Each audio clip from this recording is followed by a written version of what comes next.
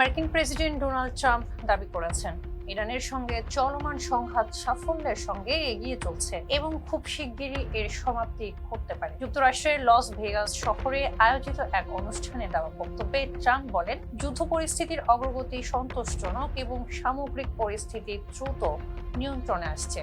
তিনি ইঙ্গিত দেন, সংঘাতের বর্তমান ধারা অব্যাহত থাকলে অচিরেই একটি সমাধানে পৌঁছানো সম্ভব হবে। এর আগে হোয়াইট হাউসে সাংবাদিকদের সঙ্গে আলাপকালে ট্রাম্প আরও বলেন, যুক্তরাষ্ট্র ও ইরানের মধ্যে একটি সমঝোতায় পৌঁছানোর সম্ভাবনা এখন আগের যে কোনো সময়ের চেয়ে বেশি।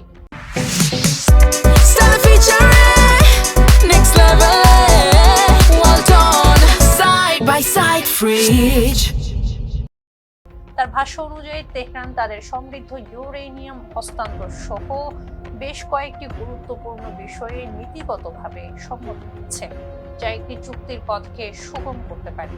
তবে এ বিষয়ে এখনো আনুষ্ঠানিকভাবে কোনো নিশ্চিত বক্তব্য দেয়নি ইরান। অতীত অভিজ্ঞতা থেকে জানা যায়, ইরানের পারমাণবিক কর্মসূচি নিয়ে যুক্তরাষ্ট্রের পক্ষ থেকে এমন দাবি আগেও করা হয়েছে, কিন্তু সেগুলোর অনেকটাই পরে সফলতার মুখ দেখেনি। ফলে বর্তমান দাবিগুলোর ক্ষেত্রেও আন্তর্জাতিক মহলে সতর্ক দৃষ্টিতে বিষয়টি পর্যবেক্ষণ করা হচ্ছে। এদিকে সংঘাত নিরসনে কূটনৈতিক তৎপরতাও অব্যাহত রয়েছে। পাকিস্তানের মধ্যস্থতায় যুক্তরাষ্ট্র ও ইরানের প্রতিনিধিদের মধ্যে আলোচনা চলছে বলে জানা গেছে। চলমান 2 সপ্তাহের যুদ্ধবিরতির মেয়াদ আগামী মঙ্গলবার শেষ হওয়ার কথা, যা পরিস্থিতিকে আরও সংবেদনশীল করে তুলেছে।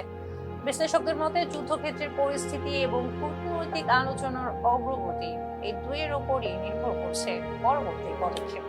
যুদ্ধবিরতির সময়সীমা শেষ হওয়ার আগে কোনো কার্যকর সমঝোতা না হলে পরিস্থিতি আবারও উত্তেজনাপূর্ণ হয়ে উঠতে পারে।